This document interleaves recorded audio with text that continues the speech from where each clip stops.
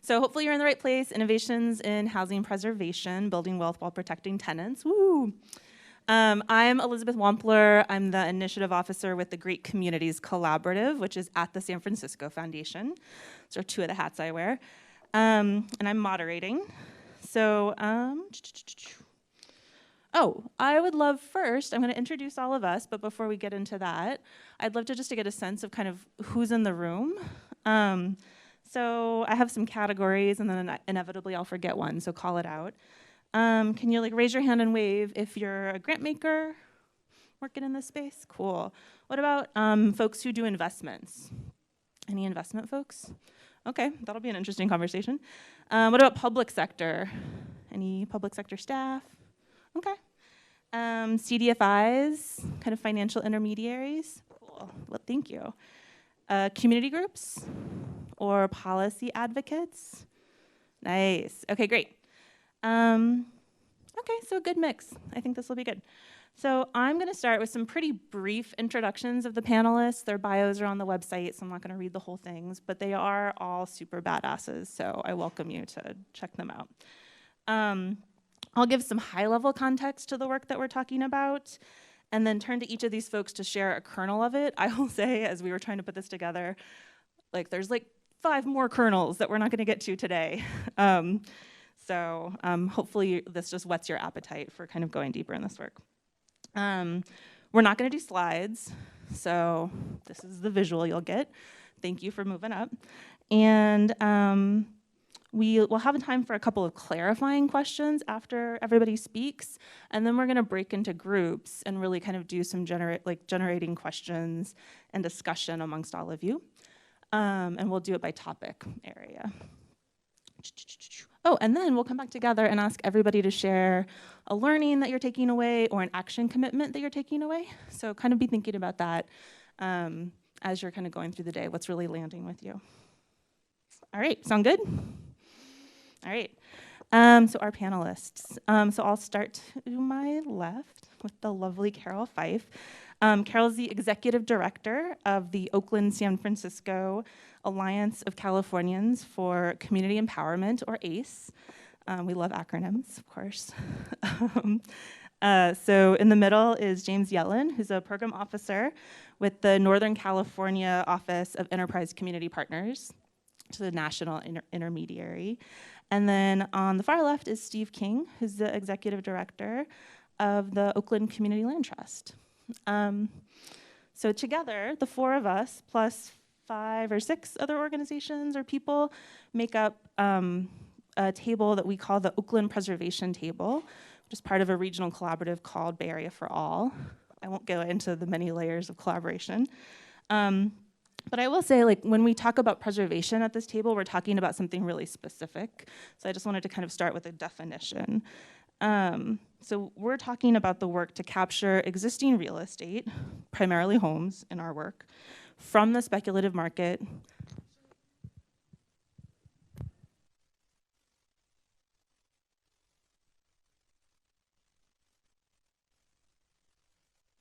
Sorry, I got excited. All right. So we're talking about taking real estate assets off the speculative market, homes in this case we're focused on, with the goals of keeping families living in those homes in place, providing pathways to wealth, Steve will talk more about that, and preserving these homes as affordable in the long term. So that's a really particular kind of preservation, and wanted to kind of just ground you with that definition.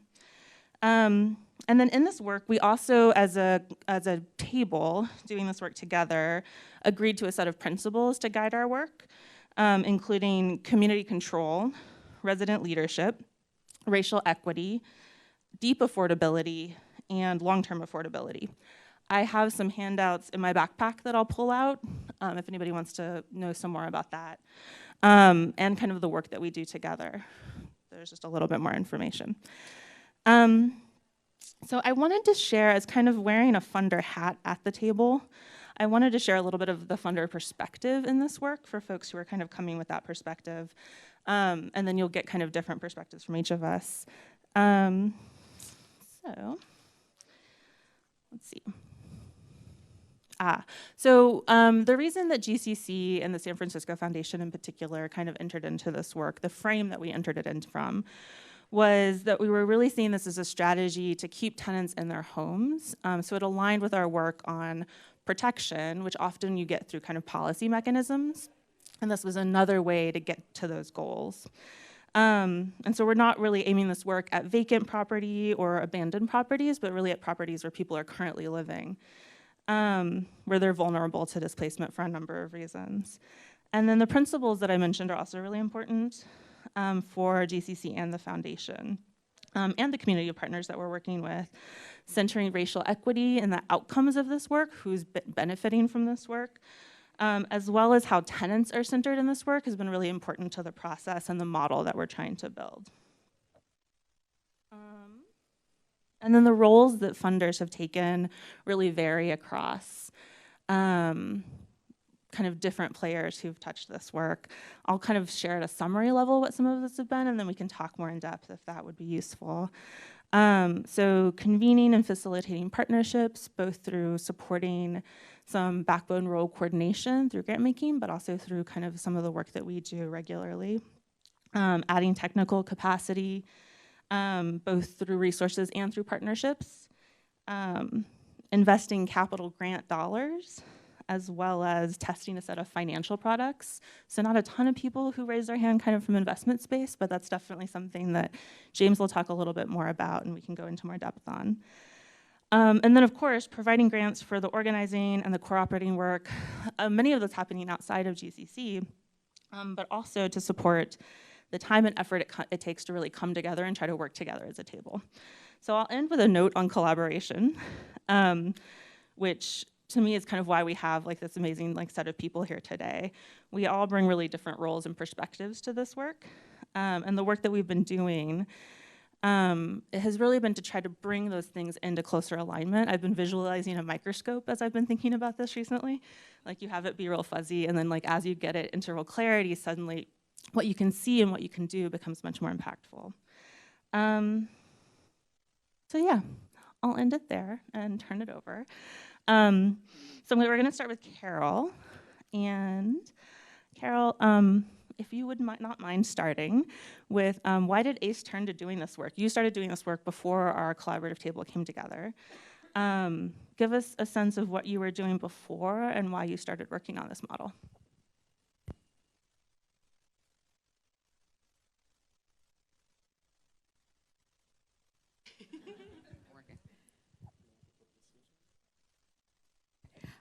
Hello. I usually get nervous in front of people, but we're all friends now since you gave us that warm introduction. ACE is an organization. We're a nonprofit. We're C3 and a C4, and we are a member-led people's union. So you all are familiar with how unions work. You pay dues, and it's usually for collective bargaining. But we're different in that we are a neighborhood union based on neighbors coming together to collectively bargain for what they find important.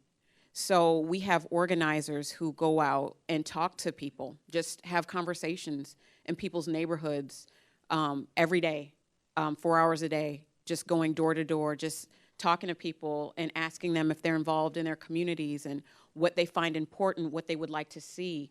And through that process, we've found that there's several issues that, you know, average folks don't feel are being addressed that they really care about. But after the foreclosure crisis, our member union, a lot of our members were coming because they had their homes foreclosed. They were in a really traumatic situation around their housing.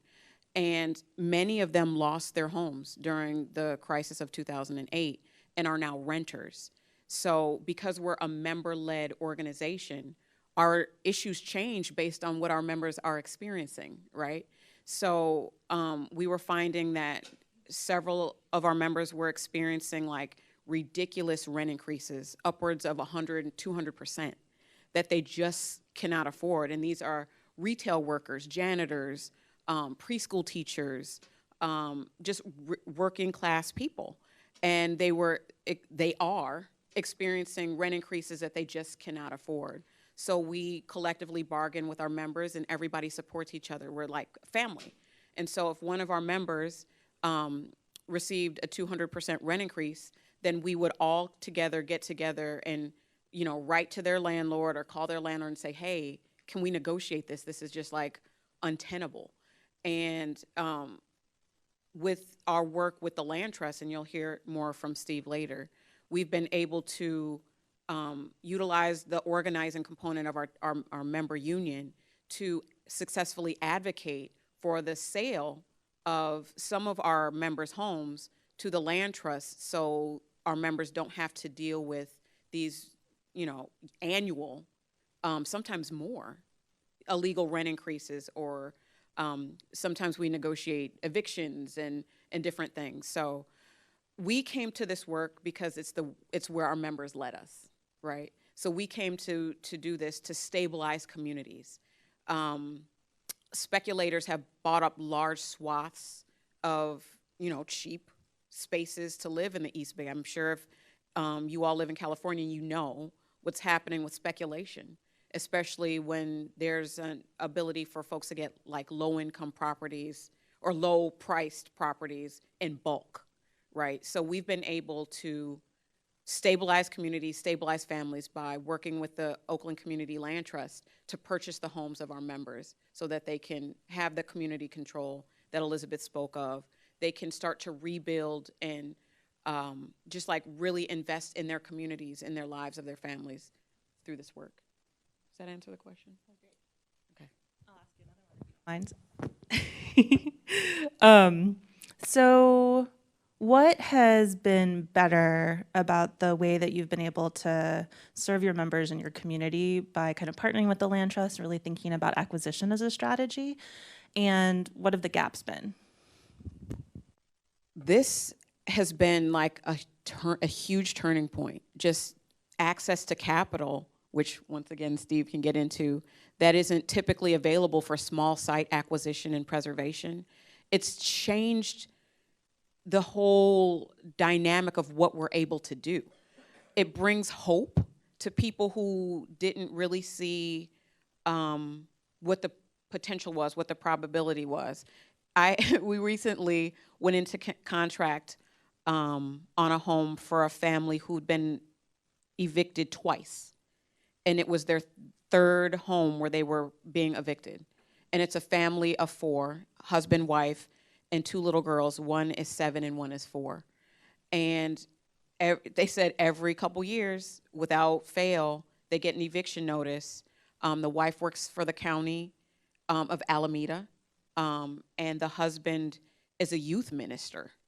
And they both work, they both make decent livings, but they can't afford an $800,000 home. Like, the idea of home ownership for them is just off the table. It's not even a reality. So that American dream that people used to think exists is just like completely off the table for a lot of people.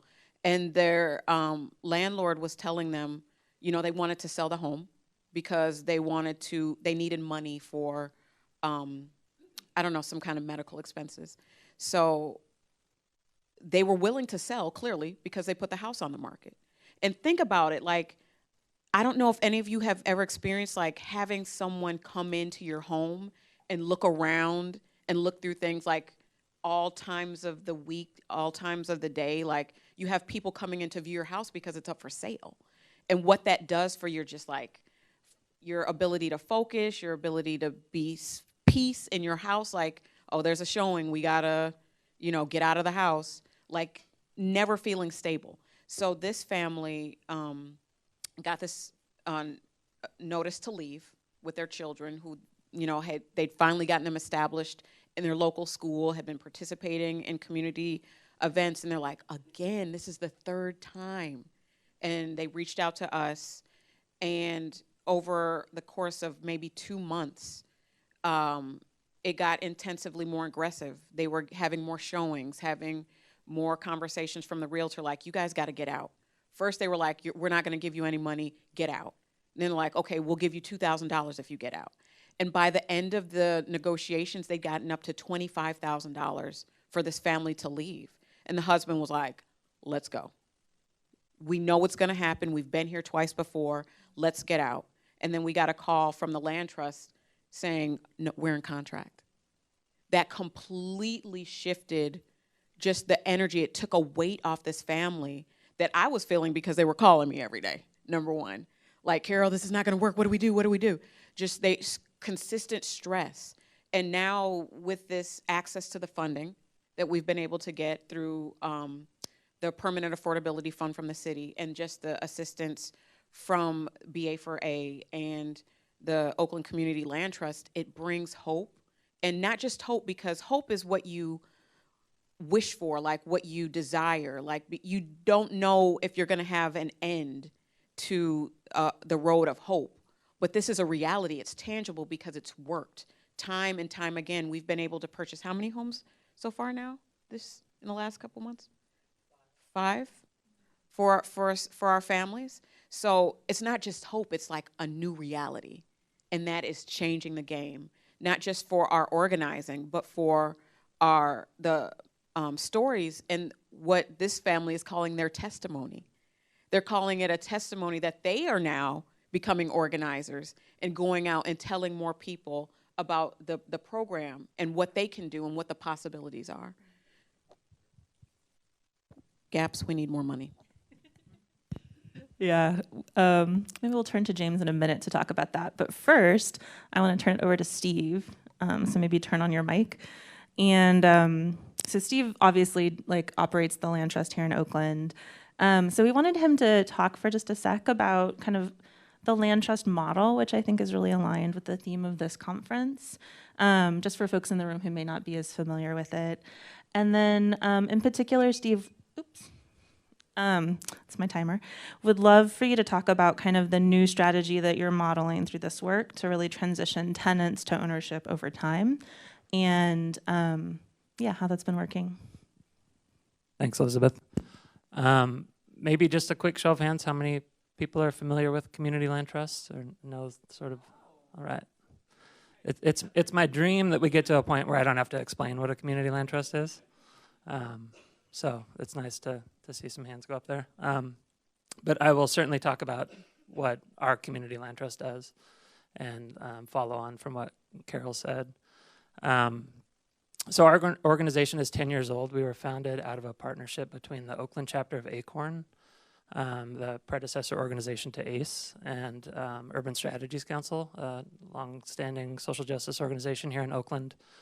And we were founded at the height of the foreclosure crisis as a result of ACORN members organizing in East and West Oakland, very much in the same way that Carroll described, around the issue of blight and abandonment that we were seeing related to foreclosures. There were 13,000 foreclosures in Oakland, 1 in 5 owner-occupied homes in the city. And that was really the impetus for residents coming together to craft a new strategy for how can regular community members actually begin to gain control over some of those real estate assets. And so that was the birth of the CLT in Oakland.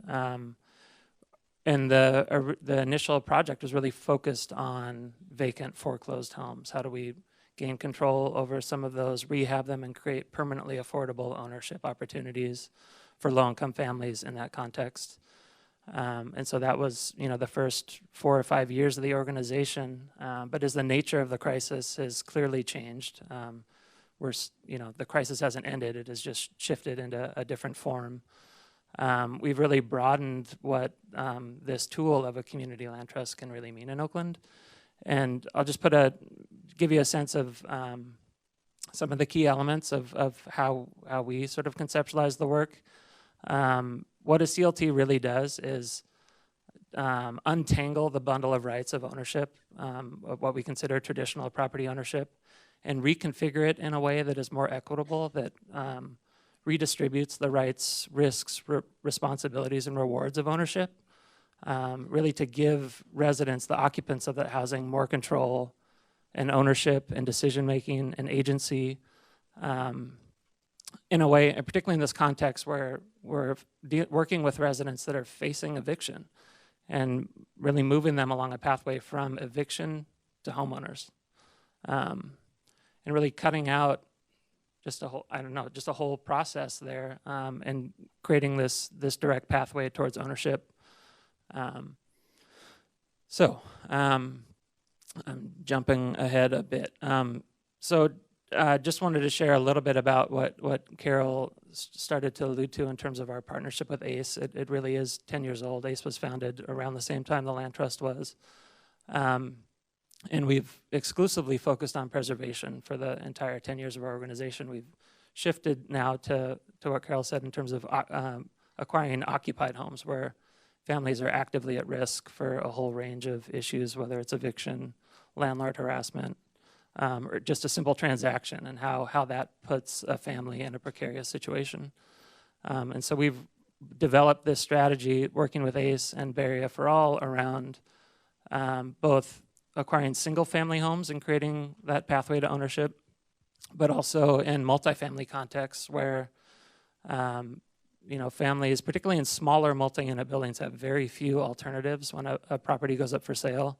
And often we see that, and particularly the types of projects that, or properties that we're looking at, and they're often low rent buildings, sometimes not subject to rent control. And these are the exact opportunities that speculative investors see where they can evict tenants or do whatever they can to jack up rents to market.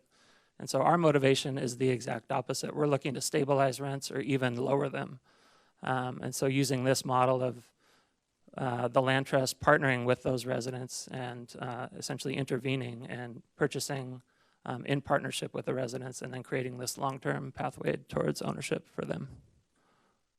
Maybe I'll stop there. Can I ask you a follow-up? Yes. What has, if anything, been better in the last 3 or so years as we've been kind of trying to work together as this larger collaborative table? Like, what benefits have come through some of the partnerships with our national partners and things like that? And where are there still gaps that are on the horizon that we're working on? And maybe if you want to talk about it too, a third prong, the role of the city in this has been really important and kind of slower to move than I think we'd like. So maybe talk a little bit about that. Yeah, so I'll maybe start with challenges and intersperse them with some exciting things that have happened. Certainly this sort of notion of preservation of existing housing, and smaller buildings, this small site preservation. I see Peter here from Choo-Choo in San Francisco, where San Francisco has really modeled a small site preservation strategy that has been influential for us in Oakland, of how we actually do this, of remove these smaller buildings from the speculative market. Many of you probably know that the way affordable housing is preserved or created in this country is largely around larger buildings, mostly new construction. So this notion of small scattered site preservation is relatively atypical. And so with that, there are very few, there isn't just the sort of funding ecosystem to support that work. And so what we've been doing as part of this Bay Area for All table and working sort of a really, I think, powerful political strategy through ACE of developing the sort of people power to evidence the demand in the community that exists. Actually going out to the work that Carroll is talking about and bringing that to City Hall to evidence the fact that there is a different demand now amongst the residents of Oakland for a different type of housing. I'll stop there. I asked you too many questions. All right, so we'll turn it over to James, and then we will have times for audience questions. So anything that you're like, wait, I want more there, or like, give me more here, we'll have some time for that. So James, could you talk a little bit, and I'm timing you, so don't worry about it. Could you talk a little bit about kind of where the industry that does this kind of ACK rehab work at all is today compared to the kind of work that we're talking about as a start, and then I'll follow up if need be. Sure, and I think that Carroll and Steve actually have already touched on that a little bit, taking my talking points here, but I'll improvise a little. No, but seriously, Enterprise, we're an intermediary. We're interconnected. We play sort of several interconnected roles around this work at the level of policy and program development, working with local, state, and regional governments and elected officials. We do stakeholder convenings and collaborative work, such as the work that we're all doing together. And of course, as a CDFI, we're involved in developing and implementing financing tools. But the one thing that sort of underlines all of that work that other folks have already hit on is that the affordable housing industry is not really designed to support occupied acquisition rehab, right? It's been sort of developed around this low-income housing tax credit model, which is focused mostly on new construction. There is AC rehab that is funded through the low-income housing tax credit, but it typically skews towards larger buildings, right? So this work of occupied AC rehab in a hot market like Oakland, highly competitive, very quick closing times on buildings, smaller properties, and especially where residents have a desire for some form of ownership, some form of shared equity, that is especially not supported sort of by the affordable housing industry, let alone preservation as a whole, which is sort of, many people here might be familiar with the 3 Ps of production, protections, and preservations. Preservation is still the P that is trying to congeal around what it really is, and it means a lot of different things to lots of different people. So while there's a need to lift up strategies that support preservation as a whole, right, from the traditional nonprofit ownership model, which is really important, to resident ownership, community land trusts, limited equity housing cooperatives, things like that really put the power of decision making and ownership in residents' hands. There's a real need for that, but especially those latter models that, for a variety of reasons that maybe we don't have time to get into right now, are just not quite as well supported.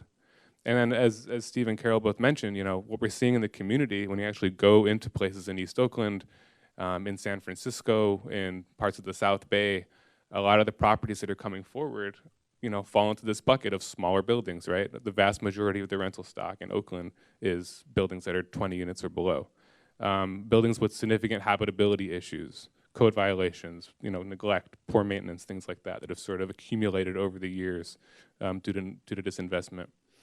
Complicated living arrangements, so overcrowding, unpermitted units, informal units, things like that. And then of course the imminent threat of displacement. And then again, this sort of desire from residents to not just be renters, but actually to take some more ownership and more control over their housing. So it's a lot of sort of intersecting factors that make it a little bit difficult and outside of the box, and that's where a lot of my work comes in, and your work, and all of our work really, is trying to shift that at the level of finance, at the level of policy, and then at the level of practice through the collaborative work that we're all doing. Thank you. Could you talk a little bit more specifically maybe about the kind of financial supports, and maybe just use Oakland and kind of our work as the case study, right? Like, what do we have now, both in terms of public money, CDFI, or kind of loan money, and where are the gaps that we still know are there? So, the key to doing any of this work is you actually do need public subsidy, right? And as I mentioned, the low-income housing tax credit, while there are applications for it, in doing small site acquisition rehab and preservation, it doesn't really meet the needs that we're seeing on the ground, especially this ability to act quickly and acquire smaller properties. So fortunately in Oakland, there is a public funding source. Measure KK is an infrastructure bond that passed in 2016, a $600 million bond. $100 million of that was set aside for affordable housing and anti-displacement programs. And then that money has been carved out in various ways to support preservation. And that's a lot of the work that a lot of the organizations at this table are involved in, an enterprise sort of helping facilitate, in some places, that engagement with the city to develop programs that actually reflect the need. And what we've seen more recently, after the sort of first round of funds went out and projects got funded, is actually more of a finer-tuned set of programs. So ACE and OCLT worked very closely with the city to develop this new program called the Permanent Affordability Fund. So it takes it up a notch, right? It's not just preservation, but it's actually specifically dedicated to supporting community land trusts and co-ops, and specifically smaller buildings, 25 units and below. That's sort of a first in its kind thing. There's also money set aside for just general nonprofit acquisition, a little bit more modeled after San Francisco's small sites program. And we're seeing programs like this sort of pop up in other parts of the region as well. But of course, the public funding isn't the only piece, right? So in order to compete in the market, you need to be able to access quick acquisition capital. CDFIs, again, we're trying, but this is not our bread and butter to be able to provide acquisition loans that can close on the timeline that occupied buildings tend to close on. We're starting to see some innovation around that. A couple of things I'll just mention really quickly the enterprise is involved in. One is the Bay Area Preservation Pilot, and of course Elizabeth with GCC played a big role in developing that.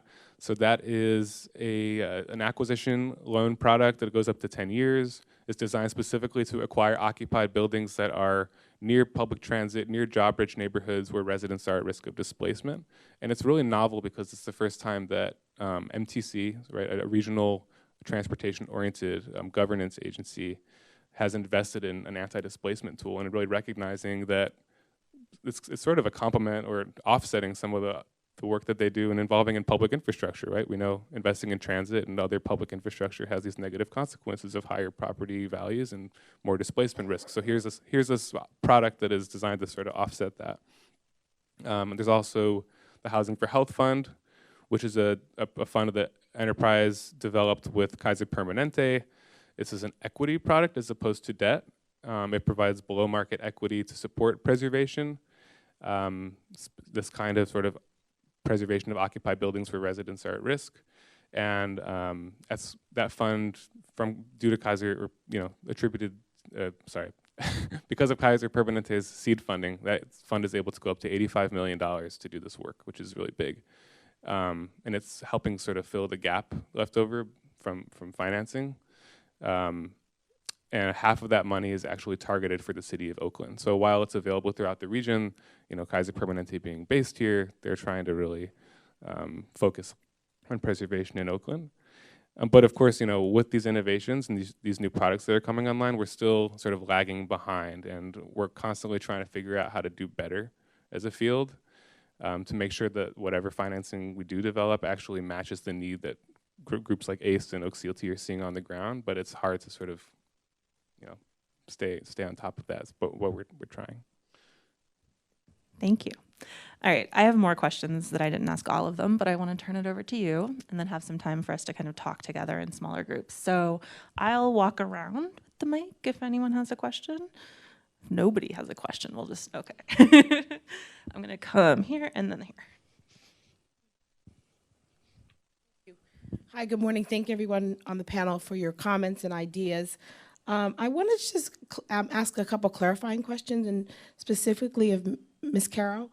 So you talked about the rent increases in Oakland that are unaffordable and sort of referred to them as being illegal. So I want to know specifically what role has the city government played in addressing illegal rent increases and this aggressive eviction of people if it's illegal, okay? So that's my first question. And then I had one more. And then so let's just start there. I'm sorry. I think that's it. Thank you. I will say that this is a very complex city government. I don't know how many people are in Oakland or engaged with our city council members, but there's some who are compassionate about tenants and some not so much. But over the last few years, we've been able to push for renter protections that don't exist in other parts of the state. So we recently closed a loophole last November in 2018. It's a tenant-friendly city because there are so many tenants, specifically in West Oakland and East Oakland. So organizing has put pressure on the city council to be more responsive to tenants. So we actually have some strong renter protections in the city of Oakland, more so than some of our friends in places like Alameda or different parts of the Bay. So I will say that because of organizing, and it's because of organizing, not because of the political will of the electeds, because unfortunately the real estate industry and the apartment association are very influential with elected officials because they contribute to campaign funds, right? So number one, we have to get real estate money out of politics in the same way we got big oil out of politics in Richmond. But I often hear from elected officials like, I'm not going to address a problem unless I hear about it. I need to see street heat. And that's where ACE organizers and members come into play, because people are actually feeling the heat of this housing crisis. And most recently, we passed a statewide rent cap through AB 1482. And once again, it wasn't because there was a political will of our elected officials. It's because organizers and tenants from all over the state of California were consistently camping out at the state capitol in Sacramento. We would take busloads of residents and tenants from all over the state to go and put pressure on the governor, to talk to our assembly members. We did not win last year when we tried to repeal Costa-Hawkins, but tenants kept pushing the fight and won AB 1482, which is a statewide rent cap. And it makes rent gouging, up to 5% plus CPI illegal. And the fires have helped, because now the rent increases over a certain percentage are capped for the entire state because of the fires. So you can be prosecuted if you're a landlord that's engaged in rent gouging right now, which is happening anyway. Like, we've got to get a hold of, we have got to decommodify housing, right? I tell people we started losing it when we started accepting and normalizing the fact that we are sold water. I want y'all to think about that for a second. Like, if you go for a certain amount of time without water, you will die. But now, if you want clean water or pure water, you have to buy it. Like, water is not a human right for most people. Talk to Flint, right? You don't have to go to Michigan. That's where I'm from. You don't have to go to Michigan. In the Fruitvale, in Oakland, there's lead in the ground and in the water, right? So we have to think about the things that we need for actual survival, not just survival, but to thrive. We're being charged for. Housing is a human right, just like air and water, but we are being charged for it because it's a commodity. And as long as that's a reality, people will suffer, right? So that is our ultimate goal, to decommodify housing. And I'm sorry, because sometimes I get on these little tangents, but we also have to remember the racialized nature of that commodified housing, right? We have got to remember that, and I will put it in the words of our great philosopher and poet, Andre 3000 from Outkast. He said, all over the world, darker people suffer more. Why? Why is that? And I really want us to think about that, and especially in conjunction with housing, because in Oakland, 70 to 80% of the people that are living under freeways and on the sides of streets are Black elders. What is that about? And unless you believe that there is something intrinsically wrong with Black people, like there's a pathology that's beyond systems, there's no reason for that. Unless you believe, well, that something's wrong with Black people. I mean, if they could just pull themselves up, they wouldn't be homeless.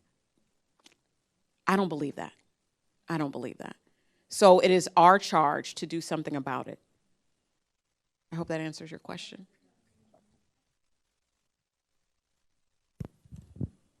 Hi. I'm Lauren Leinbach from Community Financial Resources, and I've started reading the new book by Aaron Glantz, Home Records, and he makes it really clear that the problem of the commodification of housing is the fact that we are fighting a flood of speculative money coming in from all sources, and even the amazing accomplishments that you have had with the Community Land Trust is in the face of all that money flooding in from all sorts of investment sources. But it makes me realize that it seems to me that we need some sort of policy structural limitations to be able to fight that money. And I was wondering if you have seen models in other areas, like I'm thinking like Vancouver, British Columbia, for example. They started putting in a vacancy tax for homes that were purchased mostly by money coming from China. People are parking their money in Canada, and then they never live there. And they actually have services that like put shoes outside the door to make the homes look like they're lived in. So they imposed a vacancy tax, and they saw rents drop within the first 6 months. So I was wondering if any of you have seen other models that could control speculative money coming into our area. Wondering who's going to tackle. Not quite on controlling speculative investment. I mean, ACE and OCLT have actually tried to pass an ordinance during the foreclosure crisis, that would limit who banks could sell their properties to, and just restricting commerce in that way was not tenable or potentially illegal. One thing we're working on now that San Francisco has recently passed, we've been working in part of a coalition around the Bay Area with the People's Land and Housing Alliance to pass tenant opportunity to purchase policies in multiple jurisdictions. And what that does is when a property goes up for sale, it actually gives the occupants the first right to make an offer. And they can assign that right to a nonprofit like the Community Land Trust. So it essentially establishes a window of opportunity in the marketplace for residents and nonprofits to stick their foot in the door. It doesn't solve the speculative financing piece, and that remains an issue in terms of the speed of capital, the scale at which this really is a global issue. Aaron Glantz's book, I mean, talking about how rents are now securitized in the same way that mortgages were during the crisis and the lead up to the crisis. I mean, we're in a situation that is as risky for our communities as it was back then. So I think that it's almost a different level of scale in terms of attacking the issue. It's really difficult to attack that at the local level. I have Peter got into the queue here. So we'll do Peter and then you, and then we will break and have you all kind of have some discussion. Yeah, hi. I'm Peter Cohen with the Council of Community Housing Organizations in San Francisco. I don't know, maybe Carroll, Steve, any of you, but I was struck by a couple of comments this morning by Derek around changing narratives, and I know we're really focused on programmatic things, but you know, I'm in the affordable housing world, and we have a tension between wanting to do the conventional building a lot of big housing projects, and it's brick and mortar, and then this, which I think is framed very much around anti-displacement and community stabilization. But we tend to use, you know, there's a same toolbox, and so as you're developing all these new approaches, how do you feel like your success is in really changing the narrative about what we mean when we're trying to get, you know, affordable housing and stabilizing communities, when we have kind of an industry that is, for the most part, really focused on product, you know, and output, which may sometimes work, but is framed very differently. I'm just curious if you have any thoughts on how you're changing the conversation around how we do affordable housing and housing strategies. Small question.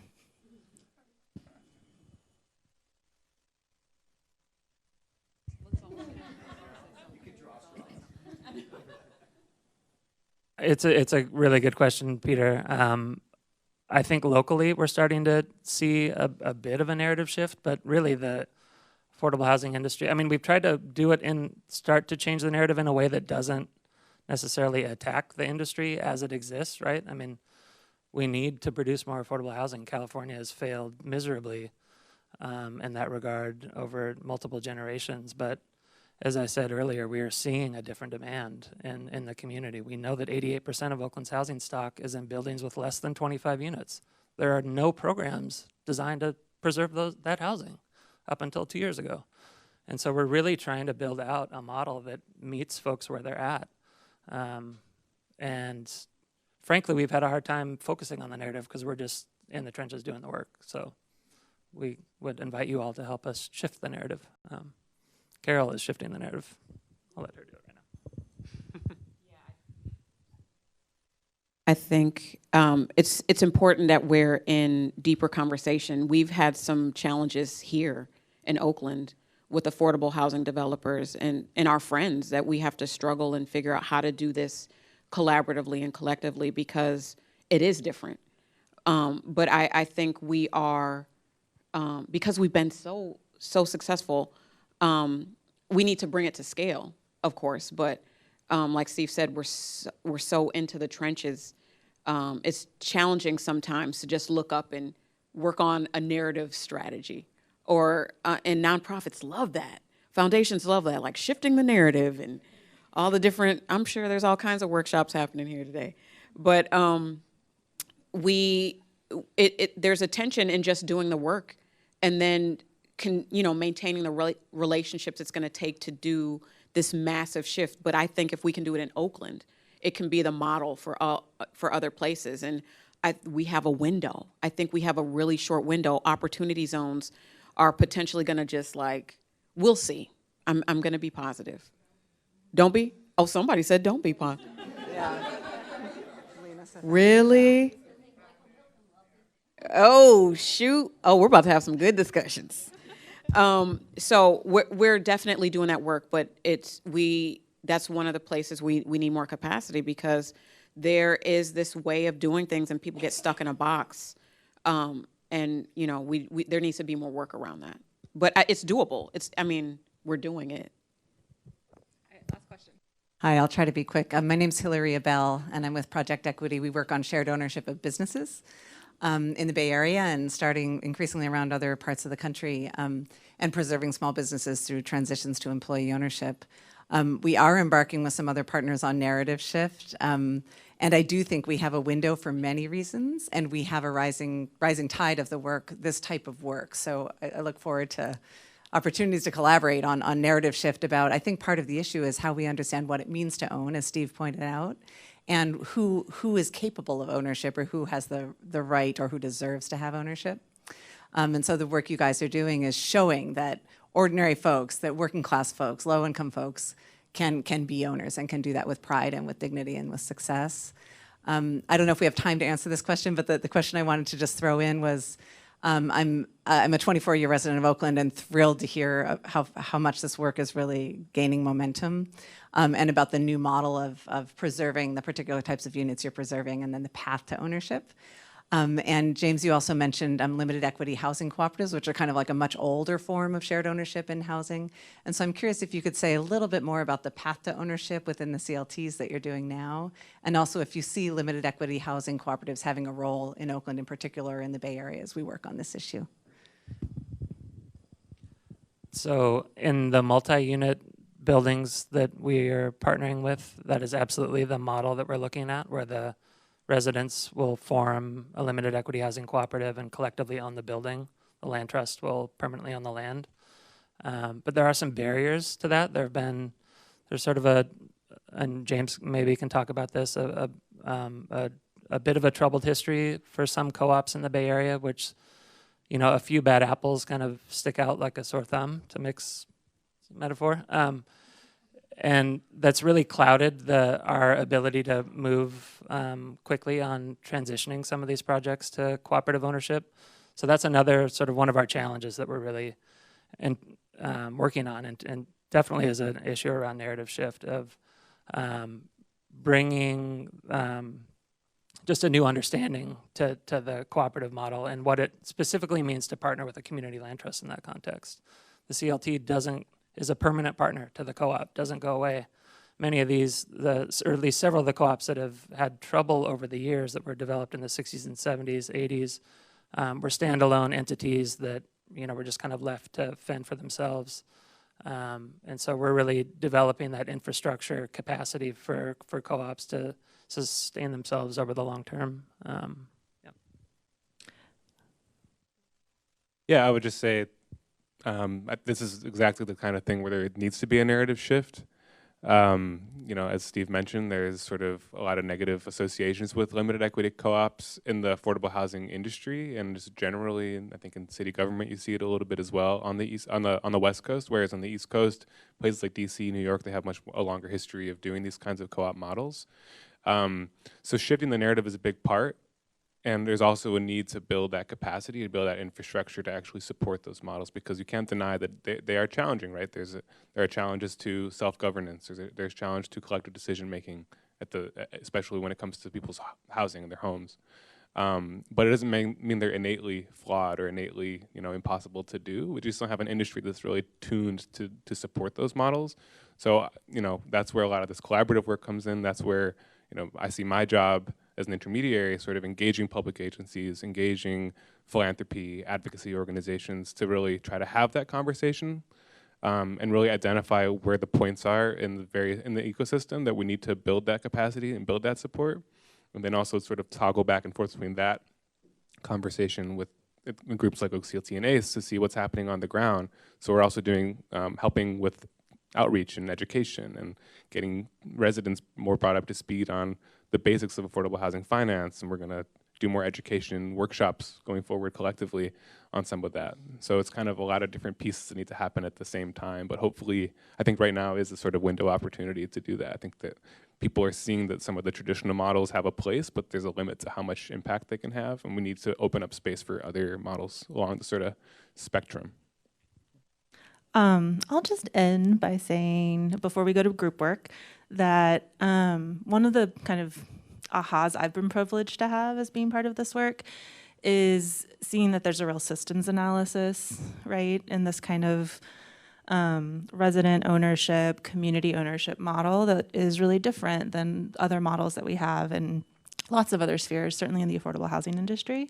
And so it's connected to these questions about narrative shift and power, but also I think having a really clear, realistic view of what all of the public structures, private structures at different levels of government, the kind of history of investment that's gone into having like the kind of more traditional affordable housing system work pretty effectively at producing units, not to this scale for lots of reasons. That's a different session. But I think a lot of those are missing in this space. And so when you start to see that, then there's really just a wealth of opportunity in this work that has gotten me pretty excited about it. All right, so thank you for letting me get last word. So we're gonna break into groups. If you're interested in talking more kind of about organizing, power, Carroll is gonna take an organizing group kind of over there. If you're interested in talking more about finance, thinking about how money plays a role, James is gonna take a group kind of back at that table. And then if you're interested in talking about community wealth and individual wealth and kind of that strategy and how that plays in here, Steve is gonna take a group over here. So we're gonna give you like a minute to get up, kind of reorient yourselves, get settled. We'll have 15 minutes or so to talk at your tables, maybe a little bit less. We have a couple of questions I'll kind of go around and pose to all of you. And then we'll come back and have you guys share learnings or action commitments going forward. Sound good? All right. So what I would love is, I don't know that we'll have time for everyone, so we'll just kind of popcorn folks who are interested, is to share like a learning or an action commitment takeaway that you're leaving today with. And I'll just give mics to the different tables so you guys can kind of self-select who wants to share something. But I will call on people if nobody volunteers. Do you guys want to start? Anyone?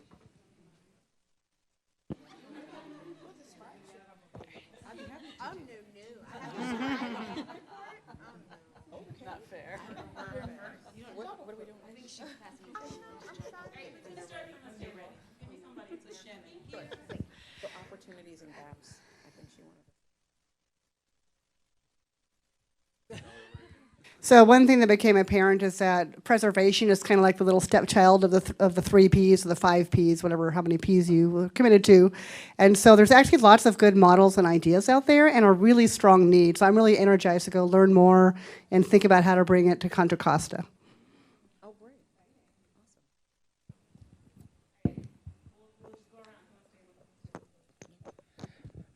So with the organizing, we talked about some of the things in the hopper in terms of political legislation, and that oftentimes in Oakland, or they're finding the implementation is the harder piece. You know, we can pass legislation, but getting it enforced and active is a hard part.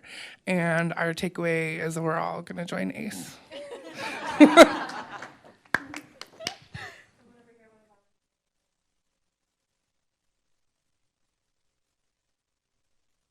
Somebody else. I can reflect the notes, but I don't want to send somebody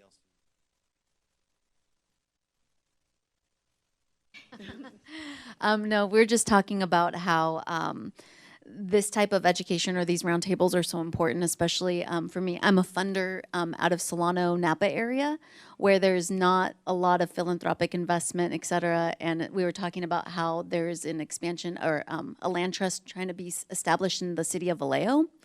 And which is awesome. But then when you come into like this need for reframing and changing narrative around like, how do you not just talk about like one home, but like really talk about like the stabilization and the decommodification of property? Because I mean, without housing, everything else is chaos, as somebody was saying at our table. And just like that, there's so many ways, or like we need to really talk about like, how do you get money to be invested that you don't need a return on? Or when we're talking about like, oh, what's going to be our return on investment? Right. It really needs to change. Right.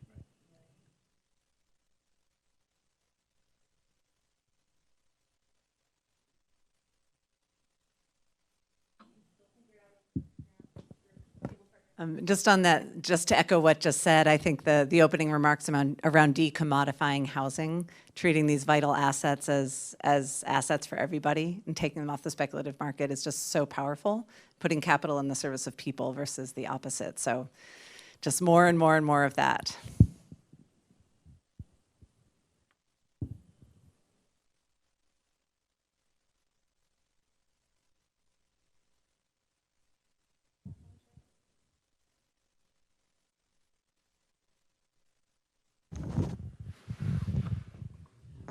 I love people. Conversations are great. We have to stay in communication. We are having a week of action, so I'm going to plug that. ACE, November 16th through the 23rd, where we're lifting up the issues and the intersections that different organizations and bases have with housing, like teachers. I actually am a licensed kindergarten teacher, right? That's what I went to school for. And I know a lot of my friends who are still in the teaching profession can't afford to live here. There's like 5 people to a house. And do you know how it is to teach like kindergartners when you're just exhausted because you're driving from Antioch to come to work every single day? It's like treacherous. And so that's some of the easy, well, it's not easy work, but there are also city workers who are driving in from like 2-hour commutes who are operating heavy machinery and who are doing work that is supposed to support the city but are exhausted. So we're having a week of action to lift up the different sectors and how housing impacts them. So we're going to do a really big march on November 20th, and we're looking for speakers and sponsors to say, hey, yeah, this is an issue, and we want to come up with some collective solutions. So I want to plug that. So, It is November 20th, Wednesday, November 20th at City Hall in Oakland. Popcorn. So just a couple, we're in the, Carol, I'm the finance group. I want you to see that today. This is normal in my space, but I'm enjoying it. We just scratched the surface of where can new money come from? Because I think part of it is if we're going to just be kind of this rigid real estate industry, it works the way it works on the affordable side, where are new sources of money that can be enlightened? And we talked a little bit about public banks, which is really breaking open all of a sudden because of the new state bill. We talked about all this tech money. You know, they all now want to be in the action. So how can we steer some of that money toward this preservation and acquisition, but not just programmatically, but to change the whole conversation about how finance is used and housing and kind of decommodifying that narrative shift. So when we're dealing with newer money that's not already sort of locked up in these traditional systems, does it give us more flexibility to carry out a lot of this kind of changing direction of how we do some of this affordable housing work? So I don't know if others want to elaborate, but we just like scratched the surface of that. But that seems to me the real opportunity in this work, because we're going to need a lot of money, and there's new money out there that doesn't really know where it wants to land. Can I speak to that a little bit in Oakland? Because one of the fights that we're in right now is finding out where the money actually is, right? There's money that goes into the Affordable Housing Fund through impact fees, and nobody in Oakland knows how much money is in the fund for impact fees. So I think I want to stress again why organizing is so important, because as one individual going to a city council meeting or talking to elected officials to say, hey, impact fees, or one organization, just if you're inquiring about that, it can go unaddressed. But when you get hundreds and hundreds of people that are organized and their residents and their stakeholders in community, it has more of a weight. So after we get the money, it has to go through some kind of channel, and we have to make sure that there's eyes on that channel to make sure that those new funds are actually being utilized in a way that is important. And we've run into some challenges in Oakland with that. So that's why it's a multifaceted approach. You need organizing, you need people to be informed and know what levers to pull once the money actually gets here. So I think great conversation at the finance table. Yeah. All right, anybody else from this table? I won't force you this time. All right, we'll close it out. So I think there's 15 minutes till lunch and we meet back in this room, so feel free to kind of continue your conversations if you want to. I'll say I'm really inspired by where this conversation went today, that we're like, no, we got to be talking about like narrative shift and how we think about housing not as an asset, but as like a human right, and all of these kinds of things that I think come up in our work a lot, but aren't always what we talk about when we're in conference spaces. So props to all of you. And yeah, there's a lot of different points of entry to this work. So whether you're like entering at the heart level, at the systems thinking level, at the policy level, at the like how money flows level, there's a lot of different kind of pathways. And I didn't even say policy or organizing, which are obviously like the bedrock of all of this. So thank you for coming, and yeah, have a good rest of your conference day.